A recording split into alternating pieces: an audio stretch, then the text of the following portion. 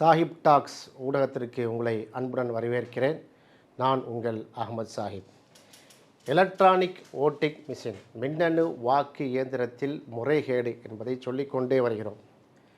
இப்போ அதையும் தாண்டி விட்டது பீகாருடைய பிரச்சனை. பீகாரில் நடப்பது என்ன? Special intensive revision SIR progress என்று ஒன்றிய அரசு பீகாரில் இருக்கக்கூடிய சுமார் 7.25 கோடி வாக்காளர்களையும் நாங்கள் வரிசைப்படுத்துகிறோம், அதை சரி செய்கிறோம் என்று உள்ளே புகுந்து எலெக்ஷன் கமிஷன் ஆஃப் இந்தியா, இந்திய ஒன்றியத்தினுடைய கட்டுப்பாட்டில் இயங்கக்கூடிய எலெக்ஷன் கமிஷன், தேர்தல் ஆணையம் சில வேலைகளை பார்த்தாங்க. என்ன வேலைகளை பார்த்தாங்க? என்ன வேலைகளை பார்க்க வேண்டியமோ அந்த வேலைகளை பார்த்தார்கள். இதை உடச்சி வர சொல்லணுமாக்கும். சுமார் 77 லட்சம் வாக்காளர்களே இல்லை. ஏன்பா என்ன ஆச்சு? அவங்கெல்லாம் பல பேர்களை, லட்சக்கணக்கான பேர்களை, சுமார் 10%, 41 லட்சம் ஓட்டர்ஸ் 5.2%, 41 லட்சம் voters need to be submitted enumeration form by July 25. July 25ஆம் தேதிக்குள் நீங்கள் ஃபார்மை ஃபில் பண்ணித்தாங்கன்னு சொன்னாங்க. Election commission reported 94.68% of Bihar electorate has been contacted in SIR drive. நாங்கள் 94.68% வாக்காளர்களை நேரடியாக சந்தித்து அவங்க டேட்டாவை எடுத்துட்டோம். 5.2%, அதாவது 41 லட்சம் பேர் வாக்காளர்கள் மட்டும்தான் எங்களுக்கு ஃபார்ம் சப்மிட் பண்ணல, அவங்க சப்மிட் பண்ணிடுவாங்க என்று சொல்லியிருக்கிறாங்க.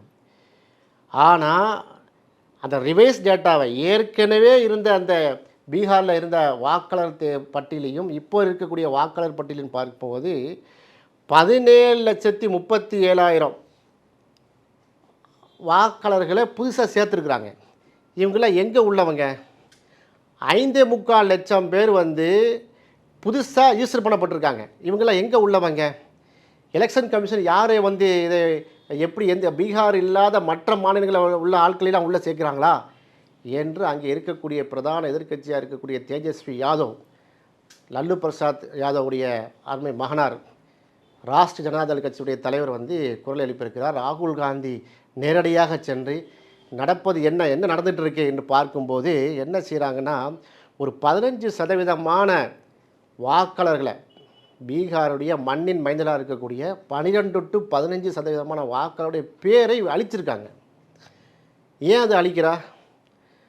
Transparent data before any removal. நம்ம நீங்கள் அழிக்கக்கூடிய என்ன டேட்டாவை நீங்கள் அழிக்கிறீங்களோ அதை நம்ம டிமாண்ட் பண்ணி ஆர்டி மூலமாக கேட்க முடியும். கேட்டதுக்கு ஏன் அவர்கள் இன்னும் கொடுக்கவில்லை? எலெக்ஷன் கமிஷன்லேருந்து பீகாருடைய மக்கள் நீங்கள் ஏன் அழிச்சிங்க, எந்த அடிப்படையில் இவங்களெல்லாம் எலெக்ஷன் ஓட்டு போடக்கூடாது எப்படி சொல்கிறீங்கன்னு கேட்கறதுக்கு பதில் இல்லை. காங்கிரஸ் கட்சி தலைவர் ராகுல் Gandhi also accuse the election commission of facilitating voters suppression, calling it BJP election chor, fraud பண்ணுறாங்க அப்படின்றாங்க. எலெக்ஷன் சோரி விங், பிஜேபியுடைய ஐடி விங் தான் அந்த வேலையை செஞ்சுருக்கிறாங்க. பிஜேபி ஐடி விங் இல்லை, எலெக்ஷன் சோரி விங். இது எலெக்ஷனுடைய ஓட்டர்ஸை திருடக்கூடிய ஒரு அணியினர் இவங்க அப்படின்னு எலெக்ஷன் கமிஷனரை என்ன செய்ய, இசியுடைய அங்கே இருக்கக்கூடிய அதிகாரிகளை அவர் வன்மையாக கண்டித்திருக்கிறார். கிட்டத்தட்ட இது சில வழக்குகள் தொடரப்பட்டிருக்கிறது. டிஸ்ட்ரிக்ட் மேஜிஸ்ட்ரேட் கோர்ட்டில் நிறைய எஃப்ஐஆர் ஃபைல் பண்ணப்பட்டிருக்கிறது. டிசிப்ளினரி ப்ரொசீடிங்ஸ் சம்பந்தப்பட்ட அந்த ஒன்றிய அரசுடைய அதிகாரிகள் மீது நடவடிக்கை எடுக்க வேண்டும் என்று கம்ப்ளைண்ட் பண்ணப்பட்டிருக்கிறது. பீகார் ரோலில் and independent demographic study estimates Bihar rolls may be infiltrated by 77 lakhs names. அதாவது என்னென்னா 77 லட்சம் பேர் வாக்காளர்களை இவங்க மேனிப்புலேட் பண்ணியிருக்கிறாங்க. ஒன்று 15% ஆஃப் வாக்காளர் நீக்கியிருக்கிறாங்க, 77 லட்சம் வாக்காளர்களை புதுசாக சேர்த்துருக்குறாங்க. இதெல்லாம் எங்கே உள்ள வாக்காளர்கள்ங்கிற கேள்வி வந்திருக்கிறது. அவங்ககிட்ட EC has updated form 6 and 8, 6வது ஃபார்ம் இருக்குல்ல, புதிய வாக்காளர் சேர்க்கு, அந்த ஃபார்ம்லாம் பக்கா ரெடி பண்ணியிருக்காங்க. இதை ஏன் நம்ம ஒரு காணொலியாக பதிவு பண்ணுறோம்னா, இப்போ தமிழ்நாடு இருக்கக்கூடிய நிலையில் கிட்டத்தட்ட நம்முடைய வேலை வாய்ப்புக்காக தமிழ்நாட்டில் வந்து குடியமர்ந்திருக்கக்கூடிய வடக்கு அதாவது வடநாட்டவர்கள் எத்தனை லட்சம் பேர் இருக்காங்கன்னா சற்றப்போ 1 கோடிக்கு மேலே இங்கே உள்ளே வந்திருக்கிறாங்க தமிழ்நாட்டுக்குள்ளே. பெரிய பெரிய ஒன்றிய அரசுடைய பெரிய ப்ராஜெக்ட்ஸ் கூடங்குளம் போன்ற ஒரு திட்டங்களில் வந்து அவங்க தான் என்ன செஞ்சிருக்காங்க, கட்டுமான தொழில்களில் அவங்க முழுமையாக ஈடுபடுத்தப்பட்டிருக்கிறாங்க. லட்சக்கணக்கான பேர்கள் வந்து தமிழ்நாட்டுக்கு வந்து போய் கொண்டிருக்கிறார்கள். இவர்களில் பல லட்சம் பேர் ஓட்டர்ஸ் ஐடி எலக்ட்ரல் பாலிட்டிக்ஸில் பார்த்திங்கன்னா நமக்கு வாக்காளர் அடையாள அட்டை வாங்கி வைத்திருக்கிறார்கள்.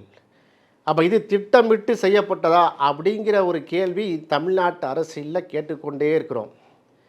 இதை வந்து கவனம் செலுத்த வேண்டும். இதை வந்து தமிழ்நாட்டுக்கு ஒரு அலாமாக ஒரு எச்சரிக்கை மணியாக இருக்குது. இன்றைக்கி தேஜஸ்வியாவிலேருந்து இந்தியா கூட்டணி கட்சி தலைவர்களேருந்து அத்தனை பேரும் பீகாருடைய இதை பார்க்குறாங்க. ஏனென்றால் ஏற்கனவே கடந்த ஆண்டு மகாராஷ்டிராவில் 17க்கு மேற்பட்ட சட்டமன்ற தொகுதியில் இவிஎம்மை டாம்பரிங் பண்ணாங்க. சிவசேனாவை பிளந்து உத்தவ் தாக்கரே ராஜ் தாக்கரே 2 அணியாக பிளந்து வைத்து அங்கே 3வது பெரிய கட்சியாக இருந்த காங்கிரஸ் சிவசேனாவுக்கு அடுத்து பெரிய கட்சியாக இருந்த தேசியவாத காங்கிரஸ் அதில் அஜித் பவாரை தன் பக்கம் எடுத்துக்கொண்டு அங்கேயும் பிரச்சனை பண்ணி ஏக்நாத் சிண்டையை உருவாக்கி ஆட்சியை கைப்பற்றியது பாஜக. எல்லாம் தெரியும். மகாராஷ்டிரா என்ன நிலைமை, 17க்கு மேற்பட்ட சட்டமன்ற தொகுதியில் ஒரே மாதிரி பூத்தில் ஒரே வாக்கு.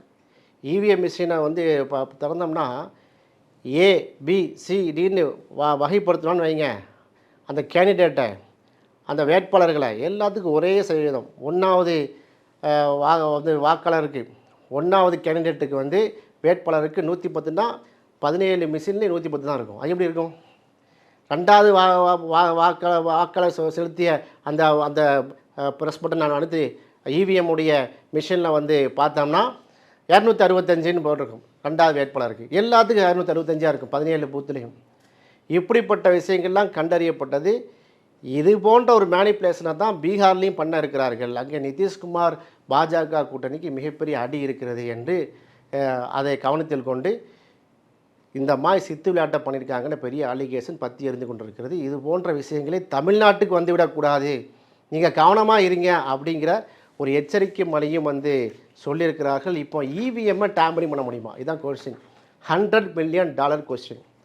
எலக்ட்ரானிக் ஓட்டிங் மிஷின் மின்னணு வாக்கு இயந்திரம் வந்து ஈஸியாக மேனிப்புலேட் பண்ண முடியுமாண்டா? பண்ண முடியும். பண்ண முடியும்னு சொன்னாலே வழக்கு பதிஞ்சிடும். பண்ணி காட்டினாங்களே. டெல்லியில் சட்டசபையில் முதலமைச்சராக இருந்த அரவிந்த் கெஜ்ரிவால் கேமரா ஆன் பண்ணி நான் சேலஞ்ச் பண்ணி நான் டேம்பரிங் பண்ணி காமிக்கிறேன், நான் என்ன நினைக்கிறேனோ அதை வந்து வாக்கு செலுத்துகிற மாதிரி செட்டிங் பண்ண முடியும், அந்த ப்ரோக்ராமை உள்ளே மாற்றி அமைக்க முடியும், அந்த அல்காரிதத்தை மாற்றி அமைக்க முடியும்னு நிரூபித்தாரா இல்லையா? அதுக்கு பிறகு என்ன வந்து சுப்ரீம் கோர்ட்டு நிராகரிச்சுட்டு ஒன்றிய அரசு கவனிக்கவே இல்லையா? அதை எலெக்ஷன் கமிஷன் ஆஃப் இந்தியா சட்டம் செய்யவே இல்லையா? அப்போ இவிஎம் மிஷினை பொறுத்தவரையில் அதனால்தான் வந்து தமிழ்நாட்டில் உடைய இந்தியா பிளாக் கூட்டணி கட்சி சொல்லிக்கிறது விவிபேடை வந்து என்ன செய்யுங்க, 100% எண்ணுங்க, 100% ஒப்புகை வாக்கு சீட்டை எண்ணுங்கள். இவிஎம் மிஷினில் வந்து நாங்கள் எதுக்கு பத்தனை அழுத்தி யாருக்கு ஓட்டு போடுறோமோ அதை வந்து கட் பண்ணி உள்ளே விழுதில்ல, அந்த எண்ணிக்கையும் இவிஎம் மிஷினில் வரக்கூடிய எண்ணிக்கையும் அந்த ஒப்புகை சீட்டு எண்ணிக்கையும் சரியாக இருக்கா எண்ணுங்கன்னு சொன்னால் ஏன் என்ன மாட்டிருக்கிறீங்க? இது ஒன்று. பாசிபிலிட்டி ஆஃப் டேம்பருக்கு டேம்பர் இருக்குது. ப்ரீ ப்ரோக்ராம்டு இவிஎம் மிஷின் தான் எல்லாமே. நம்ம என்னென்னா டிரான்ஸ்போர்ட்டேஷன்லையும் ஸ்டோரேஜ்லேயும் இவிஎம் மிஷினை கொண்டு போகிறாங்களே அதுலேயே பாதுகாப்பு இல்லை. உத்தரப்பிரதேசத்தில் ரோட்டில் கிடக்கும். 5:30 மணிக்கு தேர்தல் முடிஞ்சுன்னா நீங்கள் வந்து டிவியில் பார்க்கலாம், லாட்ஜுக்கு கொண்டு போயிடுவாங்க தேர்தல் அதிகாரிகள். எதை? இவிஎம் மிஷினை. மக்கள் வாக்கு செலுத்தினா நேரடியாக பார்த்தோமா இல்லையா? ஸ்டோரேஜ் ரூமில் வைத்திருக்கிறாங்க. ஊரை போட்டு வைப்பாங்கள்ல, நம்ம வாக்கு செலுத்தி விடுவோம். ஒரே நாடு ஒரே தேர்தல்பாங்க. ஆனால் தேர்தல் மட்டும் 8 கட்டமாக நடக்கும். 8 கட்ட தேர்தல் நடக்கும். 1.5 மாதம் ஊற போடுவாங்க. இதை இருட்டு அறையில் நம்முடைய இவிஎம் மிஷினை. அப்பவும் முறைகள் நடக்கக்கூடிய வாய்ப்பு இருக்குது. அது மட்டும் இல்லாமல் 2019 சுஜா என்பவர் வந்து ஹைதராபாத் அவர் வந்து ஹேக் பண்ணி காமிச்சார். இந்த சுஜாவுடைய அணியில் இருந்த 11-12 எத்திக்கல் ஹேக்கர் சொல்லக்கூடிய கம்ப்யூட்டர் இன்ஜினியர்களை வந்து காணாக்கிட்டாங்களே. எங்கே இருக்காங்க அவங்கெல்லாம்? மர்மமாக இருக்குது. இப்போ சுஜாவை வந்து இந்திய நாட்டை வந்து என்ன செஞ்சார், காலி பண்ணிவிட்டு அமெரிக்காவில் தங்கியிருப்பதாக தகவல். அது மாதிரி பார்த்தீங்கன்னா மால் ப்ராக்டிஸ் பண்ண முடியும். ஓட்டர்ஸுடைய பார்ட்டிஸை வந்து சஸ்பீஷியஸ் ரிசல்ட்டை கொண்டு வர முடியும். இது பப்ளிக்கு வந்து ஒரு கான்ஃபிடென்ட் இல்லாமல் இருக்குது. மக்களுக்கு வந்து இவிஎம் மிஷின் வேணுமா, வாக்குச்சீட்டு வேணுமான்னு ஒரு ஒரு அறிவிப்பு செஞ்சு பாருங்களேன். வாக்குச்சீட்டு தான் நமக்கு என்ன கரெக்டாக இருக்கும். இவிஎம் மிஷினில் நீங்கள் என்னத்தை பண்ணி யாருக்கும் தெரியாதுல்ல. பண்ண முடியுமா? பண்ண முடியுங்க. மிஷின் கோடிங் ஃபங்க்ஷன் அதை படித்தவருக்கு தெரியும். மெஷின் லாங்குவேஜ் தான். இப்போ லேட்டஸ்ட்டாக இருக்கக்கூடிய இவிஎம் மிஷின் எல்லாமே பார்த்தீங்கன்னா சி லாங்குவேஜ் தான். C++, VC++, C# வரைக்கும் போய்விட்டது. இருந்தாலும் சி லாங்குவேஜ் தான் கம்பைலிங்கு, இன்டர்பிரட்டுக்கு அது சரியாக வரும்னு வைத்திருக்கிறார்கள் மிஷின் லாங்குவேஜ் என்று. அங்கே இருக்கக்கூடிய பைனரி கான்செப்ட் 1001 தான் அந்த மிஷினுக்கு தெரியும், ஈவென்ட் மிஷினுக்கு தெரியும். நீங்கள் வந்து ஒரு பட்டனை அமுத்துனீங்க, 1வது வேட்பாளருக்கு அமுத்துனீங்கன்னா ஃபங்க்ஷன் எழுத முடியும். 100 ஓட்டை தாண்டி 101வது ஓட்டு போடக்கூடிய எல்லாத்துக்குமே 5வது வேட்பாளருக்கு மடைமாற்றி விடுன்னு சொல்ல முடியும். ஒட்டு மொத்தமாக நீங்கள் போலிங் முடித்த பிறகு ரிசல்ட்டை வைக்கும்போது 4வது வேட்பாளரை வெற்றி பெற வைக்க வேண்டும் சொன்னால் என்ன செய்யணும்? 1வது ஓட்டு, 2வது வேட்பாளர், 3வது வேட்பாளர், எல்லா வேட்பாளருடைய ஓட்டையும் பாதியாக பிரித்து டிவைட் பண்ணி அத்தனையை கவுண்ட் பண்ணி 4வது வேட்பாளருக்கு போடுங்க, 4வது வேட்பாளர் வெற்றி பெற்று விடுவார். இப்படி ஃபங்க்ஷன் எழுத முடியும். எழுத முடிந்த காலத்தில் இருக்கிறோம். அதனால தான் எலக்ட்ரானிக் துறையில் வளர்ச்சி பெற்ற ஜப்பான்லேருந்து, ஜெர்மனிலேருந்து, அமெரிக்காவிலேருந்து, பிரிட்டன்லேருந்து எல்லாமே இந்த இவிஎம் மிஷினை என்ன செய்யலை, பயன்படுத்துவது கிடையாது. வாக்குச்சீட்டின் அடிப்படையில் பயன்படுத்தி கொண்டிருக்கிறார்கள். ஆக அவ்வளோ ரிப்போர்ட் இருக்குது, எவ்வளோ பிரச்சனைகள் இருக்கிறது. பல இடங்களில் பார்த்தீங்கன்னா 100% விவிபேட் வந்து எண்ணி பார்க்கும்போது பிரச்சனை வந்துச்சா இல்லையா?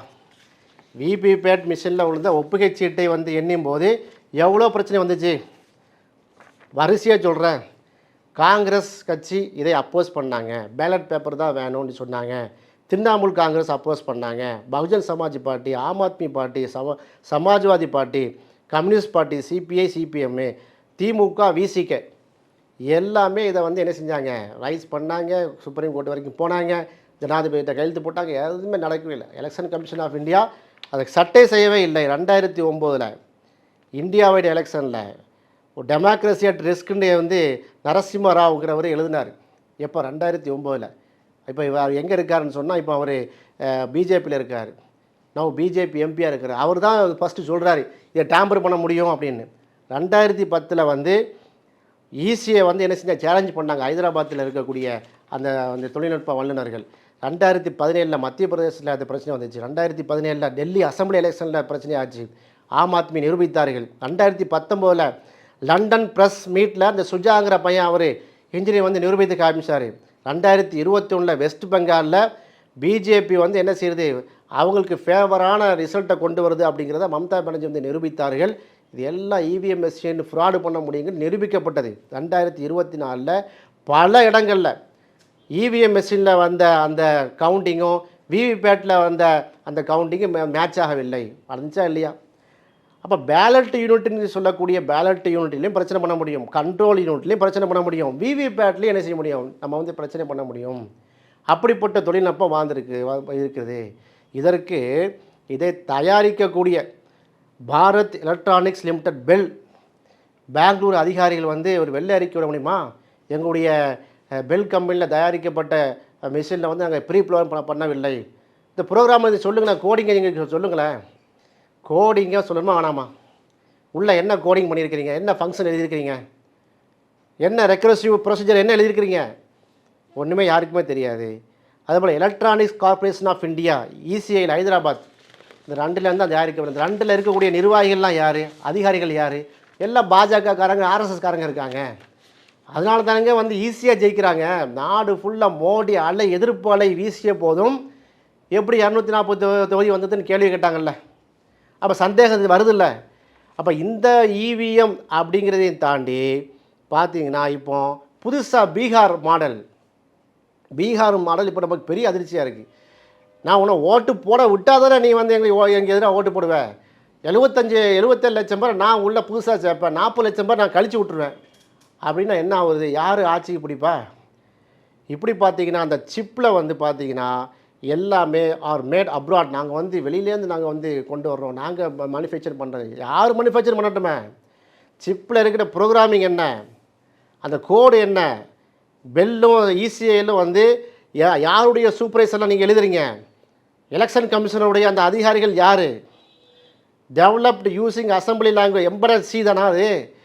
சி லாங்குவேஜை நீங்கள் மேனிப்புலேட் பண்ண முடியாதா? அதை படித்தவர்களுக்கு தெரியும். ஒரு சி சாதாரண கம்பெனிங்க 1 + 1 = 2. இந்த 2 வரும்போது 3 மாற்ற முடியுமா முடியாதா? முடியும். கோடிங் லாங்குவேஜில் மாற்ற முடியும். மைக்ரோ கண்ட்ரோலர்ஸ் வந்து என்ன செய்கிறாங்க? Microchip technology. அந்த சிப்பை தயாரிக்கிறது யார்? அது எப்படி வெளியிலேருந்து மேனிப்புலேட் பண்ண முடியாதா? அதை இந்த அம்மா துண்டு இங்கே இருக்கக்கூடிய ஒரு மொபைலாக வச்சுட்டு என்ன செய்ய முடியுது? ஒரு ராக்கெட் லாஞ்சரை ஏவி ஈரானில் இருக்கக்கூடிய அணு விஞ்ஞானிகளை கொலை செய்ய முடியுது இஸ்ரேலால். சொல்கிறது புரிய நினைக்கிறேன். இஸ்ரேல் டெக்னாலஜி அவ்வளோ வளர்ந்துருக்கிறது. இஸ்ரேலும் இந்தியாவும் ரொம்ப மோடிஜி வந்து பெஞ்சமின் நெட்டன்யாஹு கட்டிப்பிடிச்சு என்ன செய்கிறார்? முத்தம் கொடுக்குறாரு. முடியுமா முடியாதா? ஒரு மொபைலை பண்ண முடிகிறது, வேறு 3000 கிலோமீட்டருக்கு தாண்டி ஒரு ராக்கெட்டை ஏவ முடியுது, துல்லியமாக கண்டுபிடிக்க முடியுது, இயக்க முடியுது என்று சொன்னால் இங்கே இருக்கிற 10க்கு 10 ரூமில் இருக்கக்கூடிய இவிஎம் மிஷினை நம்ம வந்து ஹேக் பண்ண முடியாதா? காமன் சென்ஸை வந்து யோசிக்க வேணாமா என்று பலர்களும் சொல்லிவிட்டார்கள். அந்த ஜனாதிபதி அப்துல் கலாமுக்கு ஆலோசனை சொன்ன அவ்வளோ பெரிய ஆட்கள் தான் சொல்லி முடிச்சுட்டாங்க. இருந்தாலும் இந்த நான் கேட்க மாட்டேருக்குது. கடைசியாக பார்த்தீங்கன்னா ஓடிபி, ரோம் சிப்பு நிறைய இருக்கிறது. அப்போ இவிஎம் மெஷின் என்று சொல்லக்கூடிய மின்னணு வாக்கு இயந்திரம் டேம்பர் பண்ண முடியும். இதை சொல்வதனால வந்து இந்தியாவுடைய இறையாண்மைக்கு பேர் அப்படிலாம் இல்லை. டேம்பர் பண்ண முடியுங்க, நீங்கள் கோடிங்க காமிங்க, அதுக்குள்ளே வல்லுநர்களை கூட்டு உட்கார வச்சு இந்த கோடிங்கை நாங்கள் மாற்றி காமிக்கிறோம். சி லாங்குவேஜ் தானே. அப்போ மக்களுக்கு இந்த சந்தேகத்தை போக்கக்கூடிய கடமையும் பொறுப்பும் யாருக்கு இருக்குன்னா எலெக்ஷன் கமிஷன் ஆஃப் இந்தியாவுக்கு இருக்குது. கத்திக்கிட்டே இருக்கிற இவிஎம் மிஷின் இவிஎம் பிரச்சனை வருது. என் அப்பன் குதிரைக்கில் இல்லைங்கிற மாதிரி நீங்கள் எண்ணி காமிச்சிங்களா பார்ப்போம். இப்போ தமிழ்நாட்டில் 2026 நடைபெறக்கூடிய சட்டமன்ற தேர்தலில் நீங்கள் இவிஎம் மிஷினே பயன்படுத்துங்க. 100% மின்னணு வாக்கு இயந்திரத்தில் விவிபேட் மிஷினை பொருத்தி காட்டுங்க. 100% உழக்கூடிய வாக்குகளை வந்து எண்ணி காட்டுங்க. தமிழ்நாட்டில் எண்ணிடுவாங்க. ஏன்னா பாஜகவுக்கு பேஸ் கிடையாதுங்க. இதே முறையை நாடு ஃபுல்லாக அமல்படுத்துங்க. உள்ள அமல்படுத்த முடியாது, பேப்பர் வேஸ்ட்டாகி போயிடும், மரத்தெல்லாம் வெட்டணுங்கிறான். மரங்களையெல்லாம் காடுகளெல்லாம் அழிச்சா தான் பேப்பர் தயாரிக்க முடியுமா? இப்படிப்பட்ட ஒரு கேலி கூத்தான பதிலை தான் election commission of India supreme கோர்ட்டில் சொல்லிச்சு. ஆக இந்த பீகாருடைய எலெக்ஷன் என்ன ஒரு ரிசல்ட் வருகிறதோ அது எமக்கு ஒரு எச்சரிக்கை மணி. தமிழ்நாடுடைய சட்டமன்ற தேர்தலில் தமிழ்நாடு பொதுமக்களுக்கு ஒரு அபாய மணியாக இந்த வீடியோவை பதிவு செய்கிறோம். இவிஎம் மிஷின் ஒழிக்கப்பட வேண்டும். இவிஎம் மிஷினை வச்சு தான் நீங்கள் இப்போ வந்து எலெக்ஷன் நடத்துவீங்கன்னு சொன்னால், தேர்தல் நடத்துவீங்கன்னு சொன்னால், அந்த தேர்தல் வந்து முழுமையாக 100% ஒப்புக வாக்கு சீட்டில் தான் பண்ணணும். மகாராஷ்டிராவில் ஏமாந்த மாதிரி பீகார் மக்களை ஏமாற்றமாடியே முழிச்சிட்டாங்க. தமிழ்நாட்டு மக்களை ஏமாற்ற முடியாது என்பதை திட்டவட்டமாக அந்த வீடியோ தான் பதிவு செய்கிறோம். இவிஎம் மிஷின் நிறைய பேச வேண்டியிருக்கு. குறுகிய காலத்தில் இவ்வளோ தான் சொல்ல முடியும். இது போன்ற கருத்துக்கள் உங்களுக்கு வர வேண்டும் என்று சொன்னால் சாஹிப் டாக்ஸ் ஊடகத்தை சப்ஸ்கிரைப் பண்ணுங்கள். உங்கள் நண்பர்களுக்கும் அறிமுகப்படுத்துங்க. மறக்காமல் கமெண்ட் பண்ணுங்கள். இணைந்திருப்போம். நன்றி.